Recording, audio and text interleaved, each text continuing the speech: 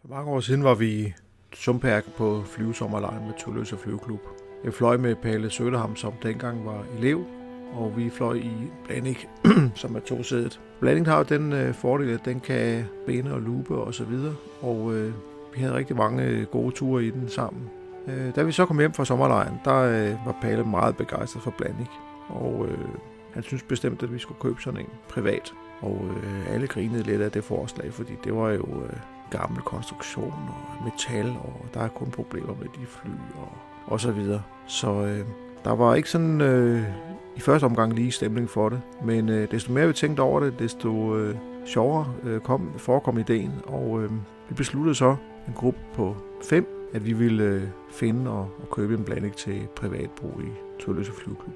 Så jeg satte en annonce i Aircourier, og der kom nogle tilbud på brugte Blanninger. De var alle sammen fra 60'erne, og et af budene var på en Blanning, der stod på Bornholm. Den havde rigtig mange flyvninger og var fra 1963. Den kostede 60.000 kroner, og den besluttede vi os for, at vi ville tage over og kigge på. Min ven Claus skulle flyve os derover i en Cessna, men det var simpelthen så dårligt vejr, at ikke engang SAS kunne lande over. Så selvom Claus flyver i IFR, så var det ikke muligt at komme til Bornholm den søndag. Det var måske meget heldigt, fordi om tirsdagen lå der et interessant brev fra Østrig. Det var fra Salzburger Sportfliegerverein, som havde en Blanning til salg. Og der stod i brevet, at den kostede 43.000 østrigske schilling. Og jeg kiggede på valutakurserne og kunne se, at det var ca. 21.600 kroner, og var helt sikker på, at det var en fejl. Så jeg ringede til klubben dernede og sagde tak for brevet, men der måtte være en fejl i prisen, fordi der stod, at den kostede 43.000 schilling. Men det var ikke en fejl, det var prisen. De skulle bare have den solgt her og nu, og det var fordi deres medlemssalg gik ned, og medlemmerne de begyndte at flyve paragliding i stedet for. Så de manglede penge og skulle sælge Blanningen. Så vi besluttede, at jeg skulle tage ned og kigge på den og tage nogle billeder, og så måtte vi tage stilling til flyet bagefter. Så jeg hoppede i min bil en tidlig søndag morgen og kørte ind på motorvejen og skulle til Kastrup Lufthavn. Men det var meget tæt på, at jeg ikke havde nået flyet, fordi da jeg tændte bilradioen klokken 7, troede jeg klokken var 6, men der var blevet sommertid om natten, og jeg havde ikke fået stillet ud og var slet ikke opmærksom på den ændring. Så min stakkels Ford P100, den måtte køre fuld gas fra helt til Kastrup, og jeg nåede det lige præcis. Da jeg kom ombord på flyveren, der lukkede dørene.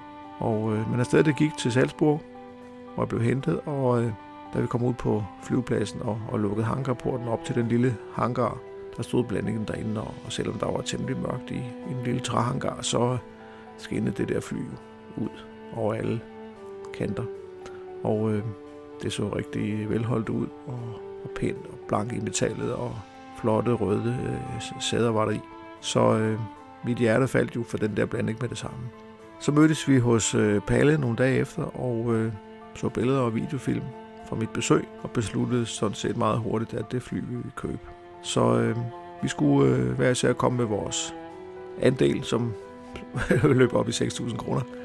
Og så var der nogen, der så skulle gå ned og hente flyverne. Og den blev hentet og kom hjem. Og så forestod der så et lidt større arbejde med at få den på vingerne, men det hører vi så om i næste afsnit.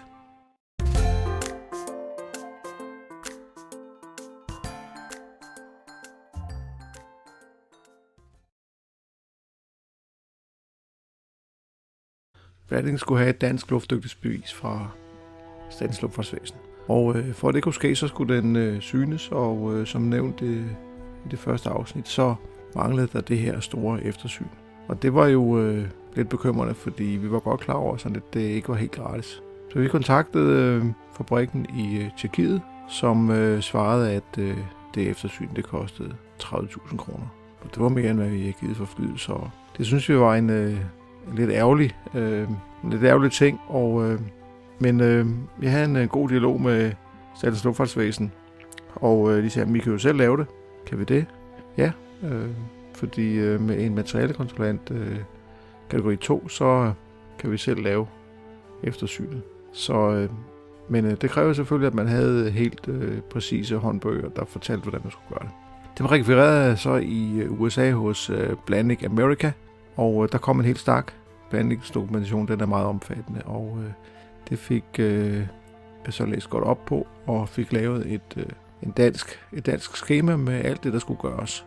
Så Jens Peter og Mogens Andersen gik i krig med det efter min liste, og alle punkter blev kontrolleret og gennemgået, og så gik hele dokumentationen til Trafikstyrelsen, som udstedte et luftdygtighedsbevis, og det har vi så haft meget glæde af siden.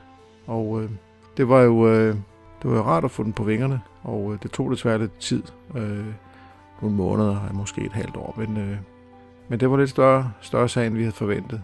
Men op at flyve kom den, og vi fløj med den i 10 år, inden den skulle have et nyt hovedeftersyn. Og i mellemtiden var prisen på sådan et sted til 70.000 kroner.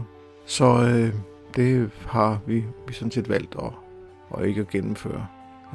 Der er så også kommet en teknisk modifikation på hovedbælten, så alle Blandicer i hele verden er grounded, medmindre de har fået lavet den her modifikation, som koster 100.000. Så et hovedeftersyn på 70.000 og en udskiftning af nogle hovedbeslag på vingerne til 120.000.